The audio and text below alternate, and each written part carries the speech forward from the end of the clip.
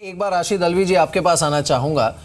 देखिए, जो स्थिति इमर्ज होती जा रही है इस समय देश में और विभिन्न राज्यों में भी, अब आप चाहे इसे अच्छा माने बुरा माने, आपको पसंद आए नहीं आए, लेकिन ये उस दिशा में बढ़ती जा रही है जहां पर कोई स्ट्रॉन्ग विपक्ष बचता ही नहीं है मोदी सुनामी के सामने।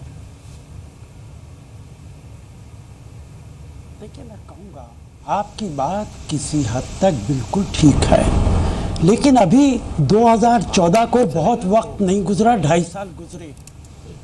उत्तर प्रदेश का चुनाव था और भारतीय जनता पार्टी ने उम्मीद से ज़्यादा सीटें जीती हैं, इसमें कहीं कोई शुबा नहीं है। लेकिन मैं बड़े अदब से कहना चाहूँगा कि भारतीय जनता पार्टी ने उत्तर प्रदेश का चुनाव किस तरह जीता है देखना ये पड़ेगा। आपने जीती 311-12 सीटें, लेकिन जिस रास्ते पर जाकर आपने चुनाव जीता है वो एक खतरनाक रास्ता है। आप एक मिनट मैं आपके सवाल को ही, आपके जवाब को ही सप्लीमेंट कर रहा हूं। आप जो कह रहे हैं 311-12 सीट, आप मुझे बस ये बताइए कि आप खुद भी 100 से ज़्यादा सीटों पर लड़े, करेक्ट, कांग्रेस, और आपके पाले में स्टैंड अलोन अगर देखा जाए तो सिर्फ 7 सीट आई है। ये स्कूल में, प्राइमरी स्कूल, किसी भी स्कूल में आप देखेंगे ना, ये कहीं पर भी पासिंग नंबर नहीं है। पासिंग नंबर से आधे से भी कम नंबर है। इसे आप कैसे जस्टिफाई करेंगे? बीजेपी का तो छोड़ दीजिए, 311-12 कैसे जीते है? मेरी पूरी सुनिए ना, हम फेल हो गए। आपकी बात मान रहा हूँ, कहाँ इनकार कर रहा हूँ। अपना दल से भी कम सीट है। भारतीय जनता पार्टी अपना दल से भी कम सीट है। एक मिनट, बिल्कुल, लेकिन आप मेरी बात नहीं सुन रहे हैं, मुझे बात तो करने दीजिए। मैं आपसे सिर्फ इतना कह रहा हूं कि बीजेपी ने जो रास्ता अपनाया है, मुझे शर्म आती है ये कहते हुए कि देश का प्रधानमंत्री एक प्रांत का चुनाव जीतने के लिए कब्रिस्तान और शमशान घाट तक। सर, मनमोहन सिंह नहीं जाते थे क्या आपकी पार्टी के चुनाव प्रचार के लिए? कोशिश की। मनमोहन सिंह ने कभी प्रचार नहीं किया था क्या 10 सालों में जितने चुनाव हुए यूपीए के शासनकाल में? आप इन वे आप तो क्या राहुल गांधी भी तो यूपी में ही थे?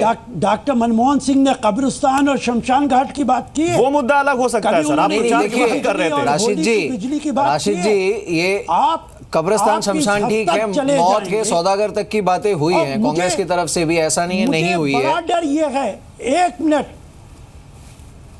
देखिए, मुझे बड़ा डर ये है, जो हो गया वो हो गया, लेकिन भारतीय जनता पार्टी अब इस बात पे यकीन करेगी कि भविष्य के अंदर भी यही रास्ता है जो उनको सत्ता दिला सकता है। वो ना विकास की बात करेंगे, ना जनता की बात करेंगे, वो पोलराइजेशन की बात करेंगे। आज शाम को सुब्रमण्यम स्वामी, राशिद जी, आज उसी रास्ते पर ये चल पड़े। आज शाम को हमारे साथ अमर सिंह जी थे, राज्यसभा सांसद, और उन्होंने एक बड़ी, आपका मैं बस व्यू जानना चाहूँगा, वो भी बड़ा क्विकली, बिकॉज बाकी लोगों के पास भी हमें जाना है, लेकिन उन्होंने ये कहा कि ये जो नोटबंदी के रास्ते में खड़ा होने की कोशिश की कांग्रेस ने, एसपी ने, बीएसपी ने, और उन्होंने नगर निगम चुनावों का भी हवाला दिया कि अब देखिए इसके रास्ते में जो आया है ना, वो सारे निपटे हैं सारे चुनावों में।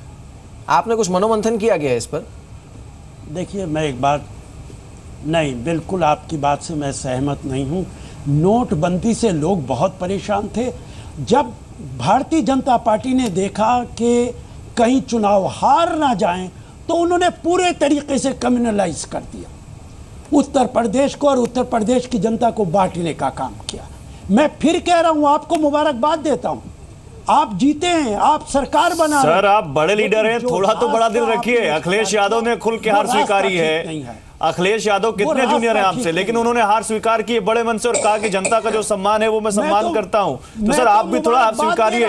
सर, ये आप ही कह रहे थे कि नोटबंदी पर यूपी में पता चल जाएगा। बजट अड्डा में आप ही हमारे साथ बैठे थे, आपने कहा था नोटबंदी देख लीजिएगा यूपी इलेक्शन में क्या होगा। आपने कहा था, आपके तमाम लीडर बोल रहे थे कि देख लीजिएगा प्रधानमंत्री के बनारस में क्या होगा। सर, अमेठी में जो राहुल गांधी की कॉन्स्टिट्यूएंसी है, 4थे नंबर पर है कांग्रेस, अमिता सिंह 4थे नंबर पर हैं, सपा बीएसपी के नीचे हैं। आप क्या बात कर रहे हैं सर? 7 सीटों पर सिमटे हैं। लेकिन मैं केसी त्यागी जी से एक क्विक कमेंट लेना चाहूंगा। केसी त्यागी जी, अभी एग्जिट पोल वाले दिन आप हमारे साथ थे और आपने कहा था अगर ऐसा हो गया कि 280 सीटें बीजेपी को मिल गई, तब तो फिर मैं मान लूंगा कि भारतीय राजनीति में बहुत बुरा हाल चल रहा है गैर बीजेपी दलों का। तो सर, आप मान लीजिए, क्योंकि 311 सीटें आ गई हैं।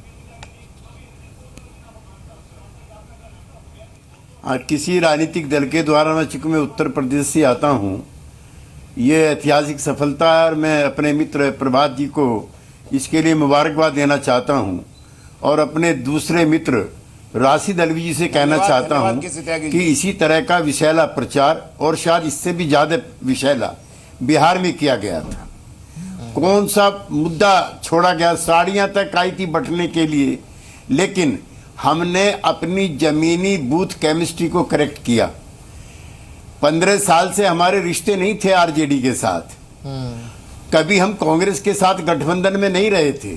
हमने सारी चीज छोड़ के, चूंकि हमारे सामने लक्ष्य था भारतीय जनता पार्टी की बढ़त को रोकना, इसलिए 55 सीटें हमने जीती हुई अपनी, आरजेडी के साथ भी शेयर की और कांग्रेस के साथ भी शेयर की जी। और 3/4 के बहुमत से हमने बीजेपी को हराया। तो बिहार का महागठबंधन ही एकमात्र रास्ता है भारतीय जनता पार्टी की बढ़त को रोकने देखिए का। त्यागी जी, ये बात आपकी सही है, में ये बात त्यागी जी, ये बात आपकी सही है समाजवादी पार्टी के साथ। त्यागी जी, ये बात आपकी सही है, लेकिन ये जो ग्रैंड अलायंस, मेरी बात पूरी नहीं हुई है अभी। आप नहीं, मेरी बात पूरी नहीं हुई है अभी। बोलिए। आपको लोकदल को भी एंगेज करना चाहिए था उसमें, आपको जनता दल यू को भी एंगेज करना चाहिए था। आप जल्दबाजी में सपा के साथ सीटों की तालमेल करके चुनाव प्रचार में लग गए, जो जमीनी हकीकतें थी। आपको पता है 312 सीटों पर बीजेपी की बढ़त थी लोकसभा चुनाव में। आपने कौन सा ऐसा बंदोबस्त किया कि बीजेपी हारनी चाहिए, और बीजेपी आने वाले चुनाव में भी ये सारे काम करेगी जो उसने उत्तर प्रदेश के चुनाव में किए हैं। आपकी क्या रणनीति? आप देश की विपक्ष की सबसे बड़ी पार्टी आप हो, तो आपको ये होमवर्क करना चाहिए था, आपको घर घर जाना चाहिए था। अगर आप धर्मनिरपेक्ष राजनीति के भी अलंबरदार हो तो भी आपको ये काम करना चाहिए था। चलिए खैर, आपको समाजवादी पार्टी के नेताओं को भी समझाना चाहिए था कि ये रास्ता खतरनाक है। आप बसपा से भी बात करते, आप सबसे बात करते। इसका मनोमंथन तो खैर कांग्रेस करेगी, ऐसी उम्मीद करते हैं, क्योंकि वो करना जरूरी भी है। अनिल यादव हमारे साथ जुड़ेंगे कुछ देर में, हाँ। तब उनसे भी ये सवाल हम उठाएंगे। लेकिन सबसे पहले तो मैं प्रभात जी आपसे क्विकली ये जानना चाहूँगा कि आज जो नतीजे आ गए ना, उसके बाद भी कुछ ऐसे जैसे मायावती जी ने कहा कि ईवीएम मशीन में ही गड़बड़ी थी, वरना सारा मुस्लिम वोट मिल जाए बीजेपी को, ये संभव नहीं है। मुस्लिम बहुल इलाकों में बीजेपी जीत जाए। फिर अखिलेश जी ने इसे सपोर्ट भी कर दिया, कहा कि हाँ अगर भाई गड़बड़ी हुई है तो इसकी जांच होनी चाहिए। लालू जी ने कहा कि गुजरात में बनता है ईवीएम।